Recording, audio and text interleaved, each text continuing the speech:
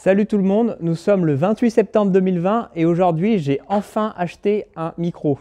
Du coup, le son devrait être plus exécrable comme c'était parce que c'est vrai que quand je regardais les vidéos que je faisais, c'est vrai que de temps en temps c'était pas du tout agréable à regarder parce que c'était difficile à entendre avec les bruits de fond de tracteur et tout ça, c'était impossible à écouter. Du coup, ça devrait être de meilleure qualité. Et donc aujourd'hui, on se retrouve pour un Parlons Agronomie 2. Donc, en l'occurrence, je vais parler donc, de semences et plus précisément de tests de germination. Alors, qu'est-ce qu'un test de germination? Un test de germination, c'est pour évaluer ma faculté germinative de ma semence, en l'occurrence du blé. C'est-à-dire, je vais essayer de savoir pour 100 graines semées, combien vont réellement lever en réalité. Ça me sert, c'est utile de faire ce genre de test pour ajuster notre densité de semis.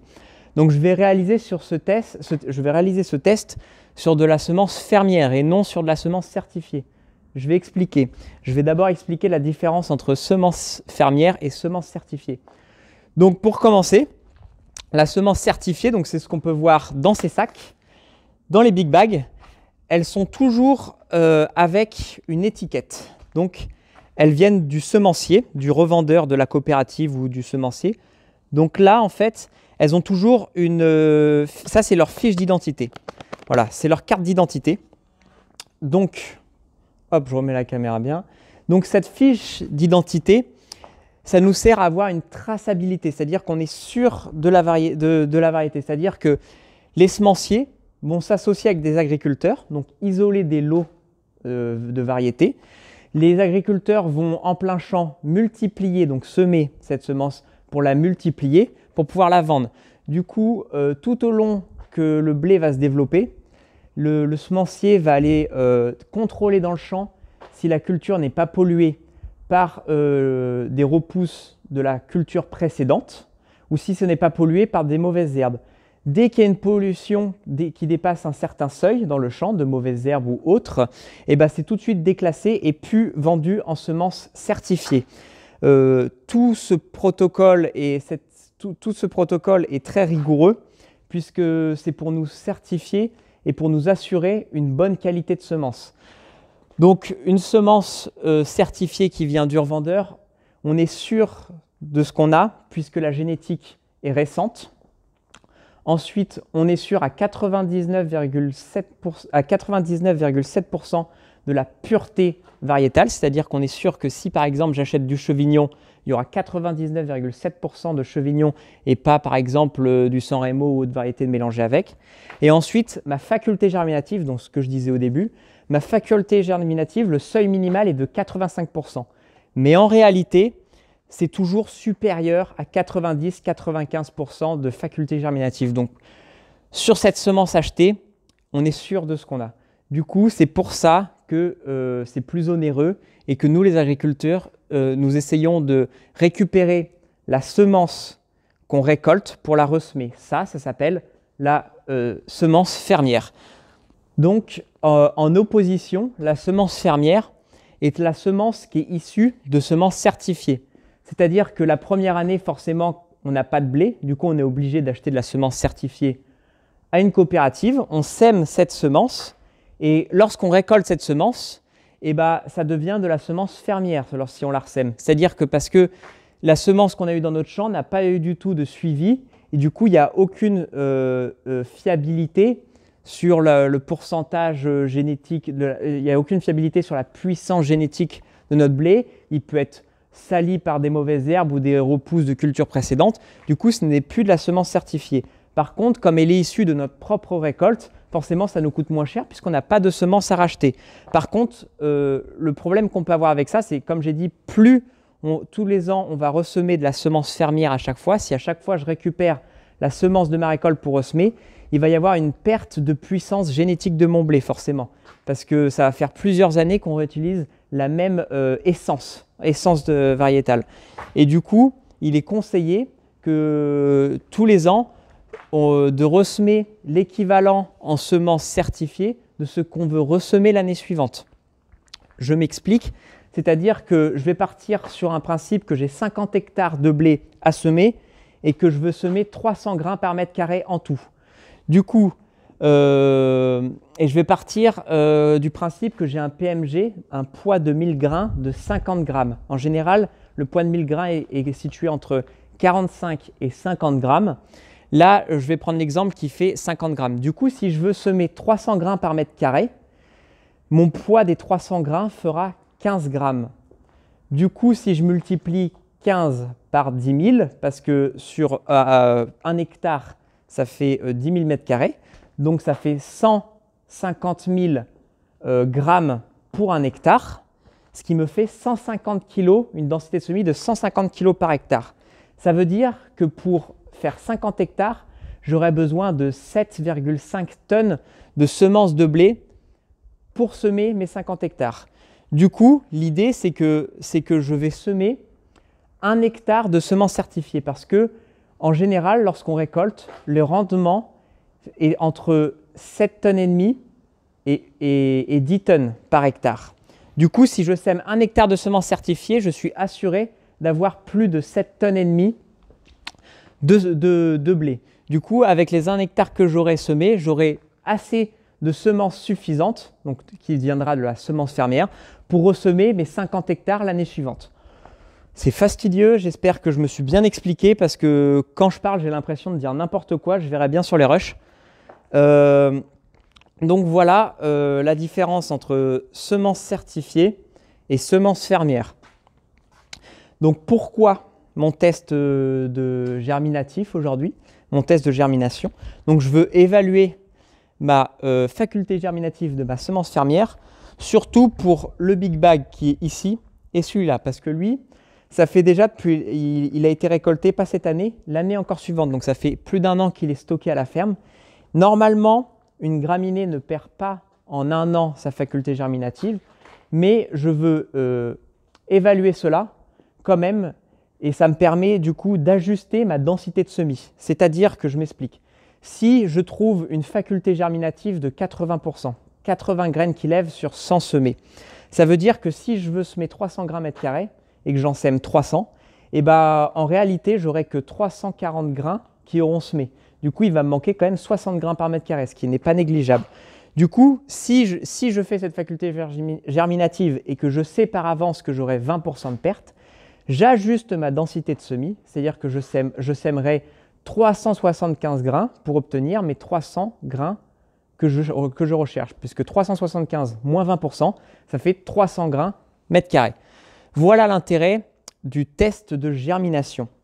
Alors attention, ce n'est pas forcément à prendre à la lettre, c'est-à-dire que ce n'est pas parce que on va avoir, par exemple, si je reprends mon exemple, ce n'est pas parce que je vais semer c'est pas parce que je vais semer 375 grains par mètre carré que je vais forcément me retrouver pile poil avec mes 300 grains que je voulais, parce que mon test de germination est effectué dans des bonnes conditions de levée pour le blé, parce que l'objectif c'est d'avoir un résultat le plus fiable possible. Du coup, je vais mettre mon test de germination dans les meilleures conditions pour que ça lève pour le blé. En champ, ce n'est pas du tout la réalité, puisque en plein champ, pour la graine, les conditions de levée vont être beaucoup plus rudes. Forcément, parce qu'il y a plusieurs facteurs qui jouent. Il y a ma profondeur de semis et la date de semis, parce qu'en fonction de ma date de semis, il va faire plus ou moins froid, plus ou moins humide ou trop sec. S'il fait trop sec, je vais avoir de la perte. S'il fait trop humide, je vais avoir de la perte. S'il fait trop froid, je vais avoir de la perte. Si je mets ma graine trop profond, je vais avoir de la perte. Si je mets ma graine est en tension, bon, vous avez compris. Du coup, il y a tous ces leviers. Il y a tous ces leviers à gérer. Du coup, si je sème mon blé dans des conditions difficiles, eh ben, je n'aurai pas 300 grammes mètre carré. C'est pour ça qu'on ajuste aussi notre densité de semis en fonction de la date de semis. C'est-à-dire qu'en général, on commence à semer le blé aux alentours du 15 octobre. Et au 15 octobre, quand on commence à semer, on est plus à 200-250 grains par mètre carré. Et quand on dépasse le mois de novembre, qu'on commence à rentrer vers l'hiver, on va augmenter notre densité de semis jusqu'à plus de 300 grains mètre carré. Parfois, il y en a même jusqu'à 400.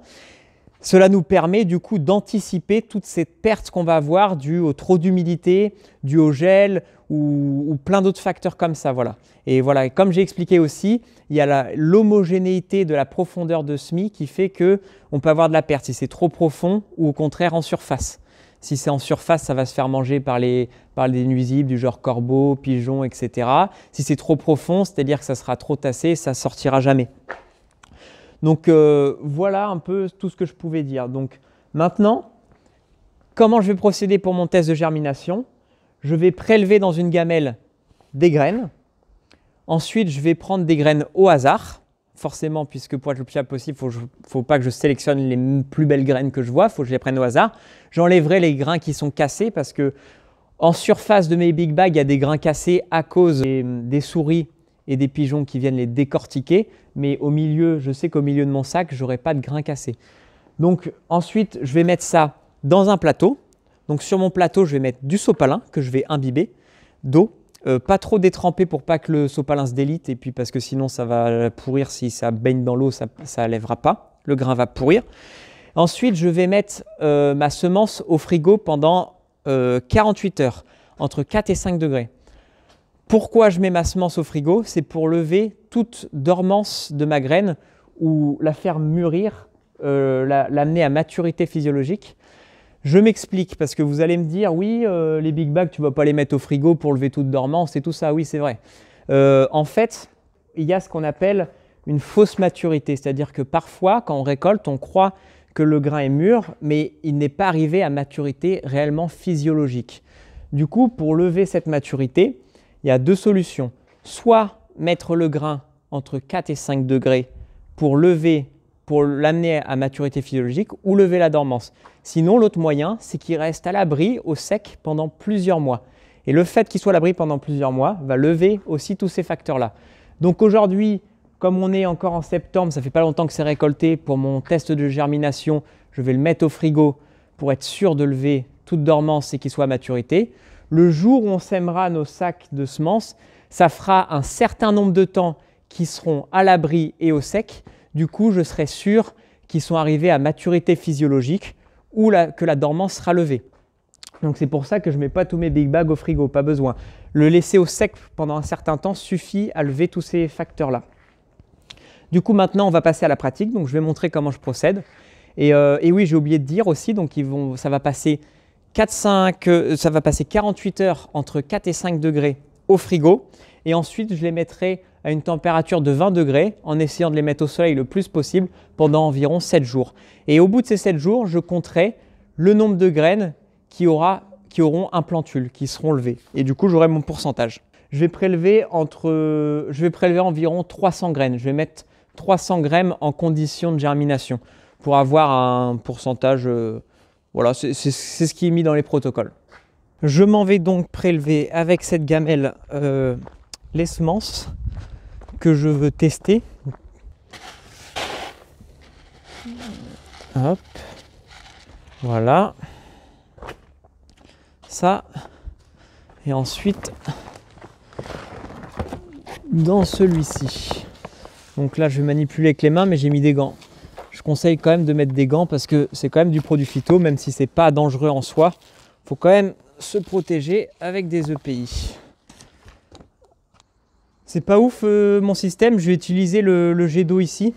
Donc si vous avez un brumisateur ou là le pchit là, j'ai pas le nom, je vous conseille de plutôt utiliser ça quoi.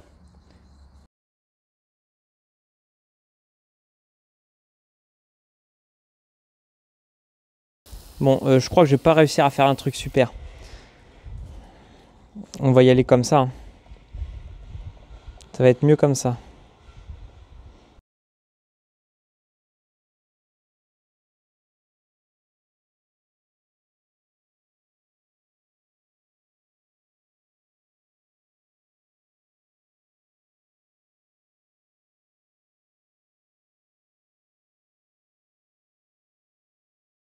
Donc là, c'est humidifié sans que ça soit détrempé. Donc hop, ensuite, ça part direction le frigo. Je l'ai allumé ce matin. Oh, il fait pas si froid que ça dedans. Je vais peut-être augmenter un peu. Hop. Il fait pas très froid là-dedans, la vache. Bon, on verra bien.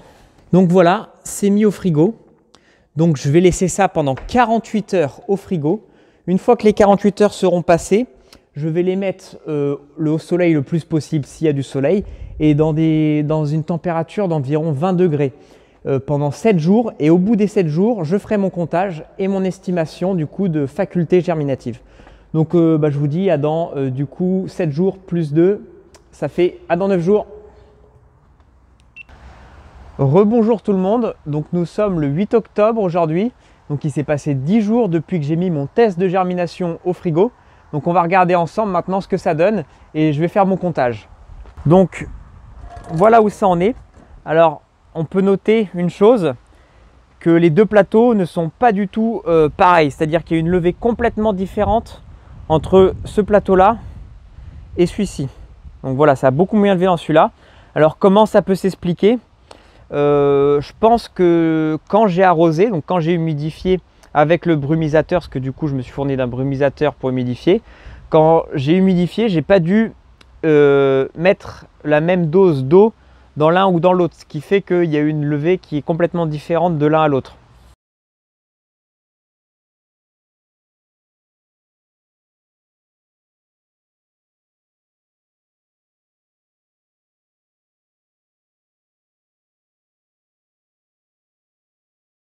Donc après avoir réalisé le comptage, donc pour le premier plateau, j'ai 119 graines germées pour 31 qui n'ont pas germé. Donc ça me fait un taux de 79%. Pour le deuxième plateau, je suis à 120 graines germées pour 41 graines qui n'ont pas germé. Ça me fait un taux à 74% de levée. Donc j'ai un taux moyen de 76,5% de taux de germination, ma faculté germinative. Du coup, ça veut dire que pour 100 graines semées dans le champ, je n'aurai que 76,5 graines qui vont lever. Du coup, on se rend compte que vraiment il y a eu un intérêt à avoir fait ce test de faculté germinative, puisque moins 23,5% de perte, c'est quand même considérable et c'est pas négligé dans les densités de semis. Donc pour avoir un objectif, une densité de semis de 300 graines par mètre carré, je vais devoir augmenter ma densité de semis jusqu'à 393 graines par mètre carré pour au final avoir réellement 300 graines qui vont lever dans mon champ. Du coup, il y a eu vraiment un intérêt de faire ce test de germination sur ces big bags. Donc je reviens aussi sur ce que j'avais dit par rapport à mettre les graines au frigo pour lever la dormance ou la fausse maturité physiologique. En fait, j'avais pas besoin de le faire pour les semences que j'ai testées, puisque ça faisait plus d'1 an qu'elles étaient à la ferme. Et comme j'ai expliqué, pour lever la dormance ou la germination, c'est soit mettre au frigo quand la semence vient d'être récoltée, ou soit la laisser pendant plusieurs mois en fait au sec à la ferme. Comme ça faisait 1 an qu'elle était au sec à la ferme, il n'y avait nullement besoin de la mettre au frigo puisque la dormance et la maturité étaient atteints grâce à ce facteur-là en fait. Donc le lendemain, j'ai directement retiré du frigo et puis j'avais pas besoin au final. Donc voilà, pour conclure, il y avait un vrai intérêt de faire ce test de germination. Je vais pouvoir adapter ma densité de semis. Et maintenant, je vous dis à dans une prochaine vidéo donc pour la suite des événements.